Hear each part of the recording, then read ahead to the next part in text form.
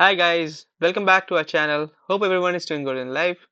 So let's see the question, that is the third question that came up in bi-weekly contest 119. That's to find the length of longest subarray with at most k frequencies. So you might have noticed in this question that it's a pretty classic sliding window problem. So I would first like to explain you like what's the general approach it's gonna take. Okay, I would like to take you to the notepad. Just a notepad. Okay. So I would like to first explain you, and I'm pretty sure that after explaining, most of you will be able to make the question by yourself. Okay. So in general, what we want to find, we find the longest substring. Okay, longest substring.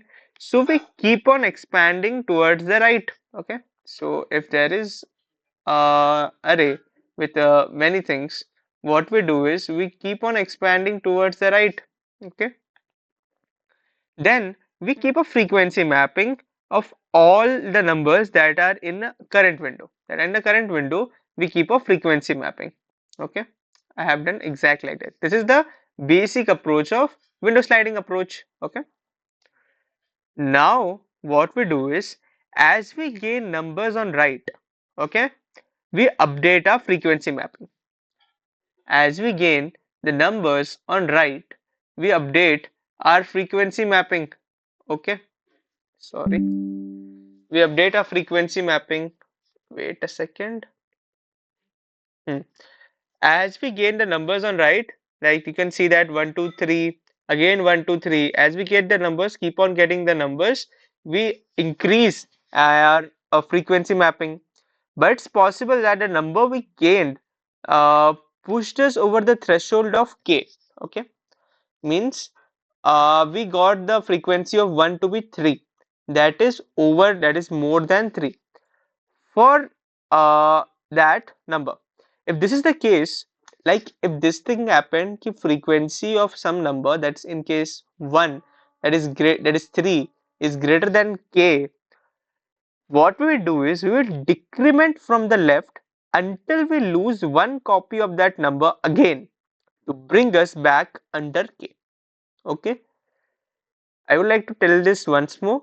If the frequency of any number is greater than k, what we will do is we decrement from the left until we lose one copy of that number uh, again. That would bring us back under k. Okay.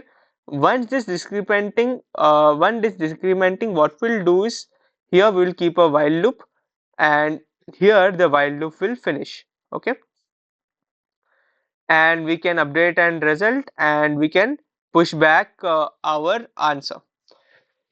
So this is pretty much the logic. I will show you the code. The code pretty much does the same thing. Okay, it follows the same logic as I have explained. The time complexity of the code would be O of n to iterate over the windows, and the space complexity would be O of n. Okay, so this is the approach that we are going to use, and this is the code.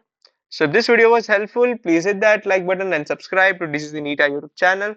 If this video was helpful, please hit that like button and subscribe. Till then, thanks for watching.